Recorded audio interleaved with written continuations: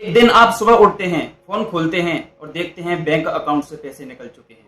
WhatsApp किसी और device पर लॉगिन है, ईमेल का पासवर्ड बदल दिया गया है और सबसे हैरानी की बात यह होगी, ना घर का ताला टूटा, ना कोई चोर आया, सिर्फ एक क्लिक में आपकी डिजिटल दुनिया बदल दी गई। मैं बात कर रहा हूँ साइबर अटैक्स की, जो हर मिनट दुनिया भर में हजारों साइबर अटैक्स होते हैं।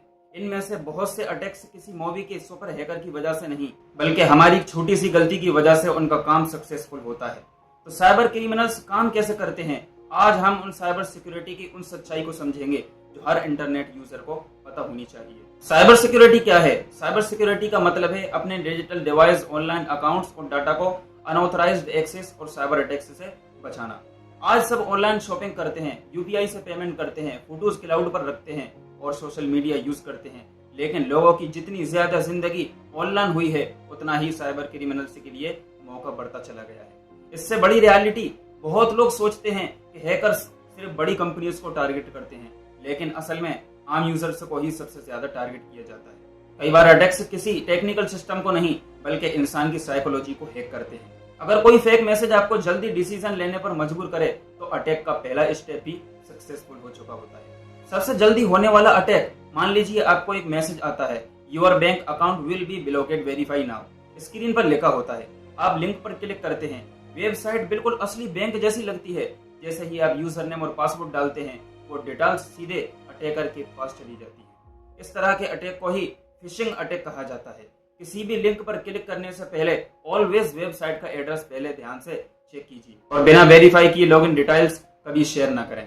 अब सोचिए, आप ऑफिस पहुंचते हैं, कंप्यूटर ऑन करते हैं और स्क्रीन पर सिर्फ एक मैसेज दिखाई देता है, your files have been encrypted, pay the ransom to get them back. यही होता है रैंसमवेयर अटैक्स। इस अटैक में आपकी फाइल्स को लॉक कर देते हैं। इसी तरह उन्हें अनलॉक करने के बदले पैसे मांगते हैं। कई बार पैसे देने के बाद भी फाइल्स वापस नहीं मिलती। यह सिर्फ लोगों के पर्सनल कंप्यूटर्स तक सीमित नहीं, ये हॉस्पिटल, स्कूल, कंपनीज और गवर्नमेंट ऑर्गेनाइजेशंस भी इस तरह के अटैक का शिकार हो चुके हैं। डार्क वेब की रियलिटी, इंटरनेट का सिर्फ वो ही हिस्सा नहीं होता जो गूगल पर दिखाई देता है। इंटरनेट का एक छोटा सा हिस्सा सर्च इंजन में मिलता है। इसके अलावा भी ऐसे हिस्से हैं जो आम सर्च से नहीं मिलते, इसलिए डार्क वेब को अक्सर गलत कामों में जोड़ा जाता है। लेकिन हर चीज जो वहां होती है वो इलीगल नहीं होती। फिर भी साइबर क्रिमिनल्स कभी कभी चोरी हुआ डाटा बेचने या इलीगल एक्टिविटीज के लिए इसका इस्तेमाल करते हैं। इसलिए अगर किसी वेबसाइट का डाटा लीक हो जाए और आप वही पासवर्ड दूसरी जगह भी यूज करते हैं, तो आपके लिए खतरनाक हो सकता है। दूसरा, एआई स्कैम।